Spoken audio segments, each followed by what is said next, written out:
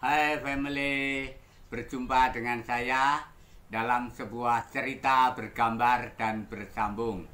Cerita bergambar dan bersambung kali ini masih dalam judul Menggapai Kasih yang Tercecer bagian 3. Oke family, selamat menikmati.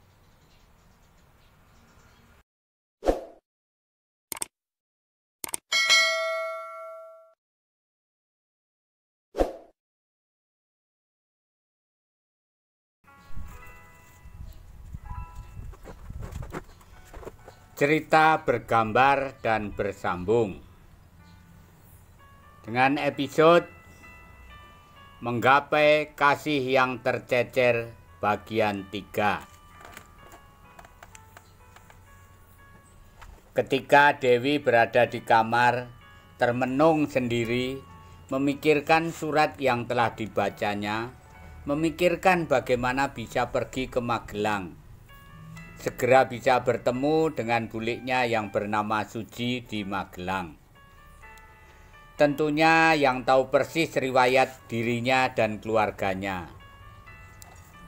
Hanya itu yang dapat membuka tabir rahasia ini yang selama ini ditutup-tutupi oleh keluarganya. Tapi apa alasan yang tepat supaya bisa pergi ke Magelang? Apa ibunya nanti tidak curiga? Sebab selama ini Dewi tidak pernah membicarakan Suji, buliknya yang tinggal di Magelang. Kebetulan sekali teman Dewi yang bernama Wati, keluarganya mau pindah ke Magelang karena tugas bapaknya yang harus pindah ke Magelang. Nah, dengan alasan itu tentunya ibunya akan menyetujui. Dan Dewi harus membohongi ibunya kali ini supaya ibunya betul-betul percaya. Maka Wati diajaknya ke rumah untuk menemani Dewi berpamitan kalau mau ke Magelang, mengantarkan keluarga Wati pindah ke Magelang dan bermalam di sana. Tapi kalau sudah, tentunya si Dewi punya rencana sendiri. Dia ingin bermalam di rumah buliknya yang tinggal di perumahan Tidar. Keberangkatan keluarga Wati sehabis tengah hari, sampai di Magelang sore. Dan menjelang maghrib Dewi diantar saudara Wati menggunakan sepeda motor, mengantar Dewi ke rumah bulik Suji di daerah perumahan Tidar. Begitu sampai, kemudian ketuk pintu, ada seorang perempuan keluar. Suji tercengang, siapa tamu itu? Langsung Dewi menyahutnya, saya bulik Suji, saya bulik Dewi, anak bule Liana dan Bapak Purnama. Dewi yang remaja putri yang kelihatan ini sudah dewasa bulik Suji. Kamu Dewi? Dengan siapa kamu? Langsung merangkul Dewi kencang-kencang dan diciumi pipinya kanan kiri. Saud Dewi, saya ikut teman saya bernama Wati. Ini saya diantarkan saudaranya. Keluarganya Wati pindah ke Magelang sini, Bulik. Bulik, saya mau bermalam di sini. Saya kangen sama Bulik, kata Dewi. Wah, Bulik senang sekali kamu tidur di sini. Bagaimana kabar bapak, ibu, dan adikmu? Langsung Dewi diajak masuk ke rumah. Alhamdulillah Bulik, semua sehat-sehat. Bagaimana dengan keadaan Bulik dan Pak Lik di sini? Juga sehat kan? Kamu tambah gede, tambah ayu. Sekarang tentunya kamu sudah lulus. Iya Bulik, saya baru saja lulus SMA. Adik-adik mana Bulik? Baru ikut Pak Lik kamu pergi ke Pekalongan. Ada acara pengantinan dari keluarga Pak Likmu. Sudah, kamu mandi dulu. tasmu taruh di dalam kamar, nanti malam bule temani. Iya bule, iya. Bule Suci langsung ke kamar menata tempat tidur untuk Dewi. Dewi, tasmu bawa masuk ke kamar sini. Iya bule, jawab Dewi sambil mengambil tas lalu dibawa masuk ke kamar. Bule Suci pergi ke dapur membuat teh hangat untuk Dewi. Kebetulan saat itu di rumah hanya berdua saja, yaitu Dewi dan Bule Suci. Maka malam itu suasana sepi. Dewi tidak mau diajak buliknya jalan-jalan keluar karena badan Dewi terasa capek. Malam itu ketika Bule Suci masuk kamar, Dewi ngajak ngobrol sambil kangen-kangenan. Dewi, kita nggak ketemu sudah cukup lama ya Dewi. Iya bule. Gimana kabar adikmu? Tanya Suci. Yati sudah lulus SD, sudah mau masuk SMP, dan Yono juga mau masuk SD bule. Malam itu memang terasa sunyi, apalagi di daerah Magelang yang tidak terlalu hiruk pikuk orang lalu lalang dan lalu lintas. Banyak yang diceritakan Bule Suci kepada ponakannya tentang keluarganya. Demikian juga Dewi juga menceritakan keadaannya di Jogja, keluarga Pak Purnomo. Bule, cetus Dewi dengan buliknya. Apa Dewi? Jawab Suci. Begini bule, kalau Dewi minta penjelasan Bule Suci, apa bisa ya Bule? Ya tentunya kalau Bule Suci berkenan itu. Sementara mereka dua pada diam saja.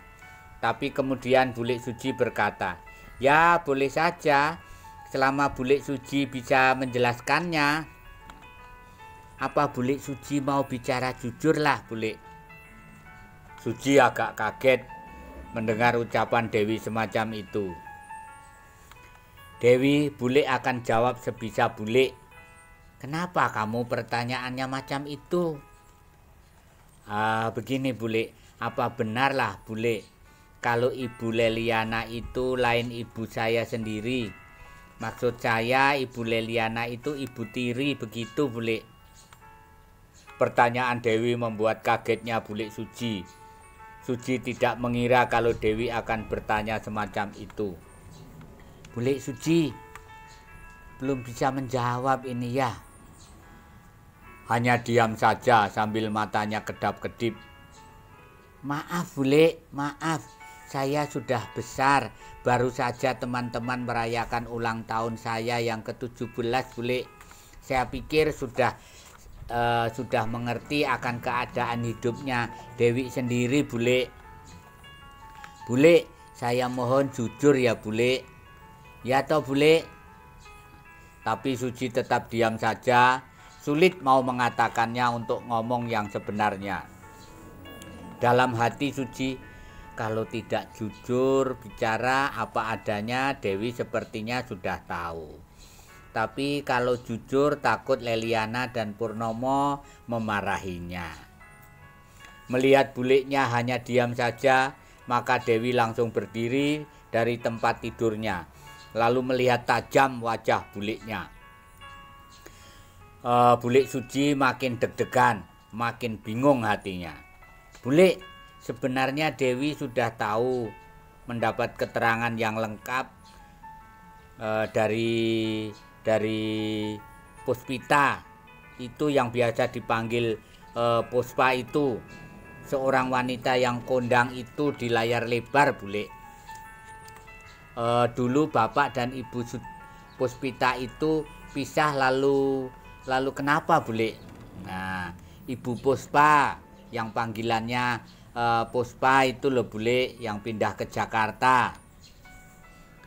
Saya tidak boleh dibawa pindah ke Jakarta, lalu siapa yang ngomong saya? Waktu itu katanya yang ngomong nenek dan bapak Purnomo.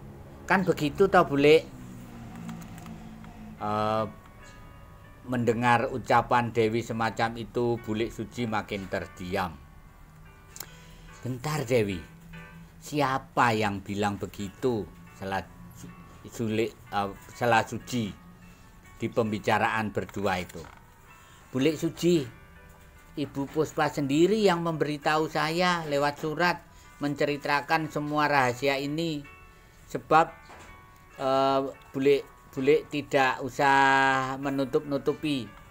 Jujur saja dengan saya, Dewi. Iya kan bule? Bule Suji hanya bisa menganggukkan kepalanya. Betul kan omongan Dewi itu bule? Ya betul. Kamu memang bukan anak Leliana. Apa ibumu sudah tahu hal itu? Dewi menggelengkan kepala. Belum bule, menunggu waktu yang tepat dan baik bule. Ya. Sebaiknya memang harus begitu. Jangan keburu bilang ibumu, nanti bisa bikin rame, bikin suasana menjadi tidak nyaman. Walaupun kamu Dewi bukan anaknya sendiri, tapi kamu dipelihara mulai dari 2 tahun hingga sekarang. Tidak ada bedanya sebagai anaknya sendiri kamu Dewi. Jadi betul saya ini anaknya Bu Puspa, Puspita itu ya Bu. Bule. Ya, kamu memang anaknya Puspa. Setelah mendengar jawaban Bule Suji tadi, Dewi langsung berebah di tempat tidur, merasa lega sekali hatinya mendapat jawaban dari Suji. Bule, apa Dewi ini boleh mengakui bahwa Ibu Puspa itu sebagai ibu saya, Bule? Tanya Dewi. Ya jelas saja harus mengakui karena memang Puspa itu ibumu sendiri. Tapi walaupun kamu sudah tahu, kamu tidak boleh melupakan Leliana begitu saja. Ibu Leliana itu yang memelihara kamu dari kecil dan membesarkan kamu hingga dewasa ini. Nasihat Bule Suji kepada Dewi. Iya Bule, iya Bule. Saya paham, mengerti. Saya kan sudah bisa berpikir dan merasakannya. Saya juga membalas budi untuk ibu. Pengen sekali. Dia kan yang melahirkan saya, yang mengandung saya. Saya juga tidak akan melupakan Ibu Leliana, Bule. Karena Ibu Leliana itu tetap ibunya Dewi sendiri. Tapi saya juga harus berbakti kepada ibu saya yang melahirkan saya, Bule. Orang berdua pada terdiam sesaat, seiring terdengar suara hujan gerimis di luar rumah yang membasahi kota Magelang malam itu. Dewi lalu menceritakan dirinya bisa mengetahui hal itu tentang ibunya Puspa, juga keinginan Puspa untuk membiayai kuliah dan semua keperluan hidupnya. Bule, bapak dan ibu tidak mampu membiayai saya untuk melanjutkan kuliah, Bule. Kan gak apa-apa ya, Bule, kalau Ibu Puspa membiayai kuliah saya. Dan saya juga ingin kuliah, menjadi seorang sarjana, menjadi orang yang berhasil, sukses, kata Dewi dengan bulenya. Ya, gak apa-apa. Memang Ibu Puspa itu memang ibu kamu. Dan Ibu Puspa itu yang sanggup membiayai. Dia kaya. Nah, tapi asal kamu tidak melupakan Ibu Leliana yang mengurus dan memelihara kamu hingga kini. Selama ini. Mendengar ucapan Bule Suji semacam itu, hati Dewi menjadi tenang. Dewi memang memerlukan orang yang bisa mengambil jalan tengah, yang bisa memberi arah dan menyejukkan. Lalu, kapan kiranya saya bisa bicara dengan ibu secara terus terang masalah hal ini, Bule? Jangan terburu-buru, kata Suji pelan-pelan sambil melihat situasi dan keadaan yang nyaman. Ibumu Leliana itu ya mengasihi kamu, Dewi, nasihat Bule Suji. Bule, mengapa Bapak dan Ibu Puspa waktu itu pisah? Tanya Dewi merasa sedih. Nah, bab itu Bule tidak mengerti, tidak tahu. Itu urusan pribadi bapakmu dengan ibumu Leliana. Bule tidak boleh ikut-ikutan, Dewi. Kamu tidak perlu mengungkit-ungkit masalah itu, Dewi. Yang penting kamu bisa melanjutkan kuliah. Kamu bisa mengetahui keluarga kamu. Kamu bisa ngomong adik-adik kamu. Tentunya kamu sudah besar. Kamu sudah besar, sadar, sudah berhasil lulus SMA. Dan kedua orang tuamu mengasihi kamu. Sekarang berpikir untuk hari esok, berpikir untuk hari depan, berpikir untuk cita-citamu. Seperti keinginan kamu untuk melanjutkan kuliah. Ibumu Leliana dengan bapakmu memang sudah garis hidupnya seperti itu. Kamu menjadi anak sulung, harus bisa dewasa dalam berpikir, bisa ngomong adik kamu. Nasihat Bule Suci terhadap Dewi. Nanti kalau sudah di rumah tidak boleh merubah kebiasaan. Kamu harus seperti biasanya saja. Kalau bapakmu mengerti masalah ini, kamu harus selalu minta pertimbangan bapakmu. Jangan semaumu sendiri. Ya. Terima kasih Jawab family Dewi. telah menyaksikan cerita bergambar dan bersambung dari saya. Cerita bergambar dan bersambung yang berjudul Menggapai Kasih yang Tercecer bagian 3 kali ini. Nah, family, untuk selanjutnya kita tunggu episode berikutnya. Terima kasih.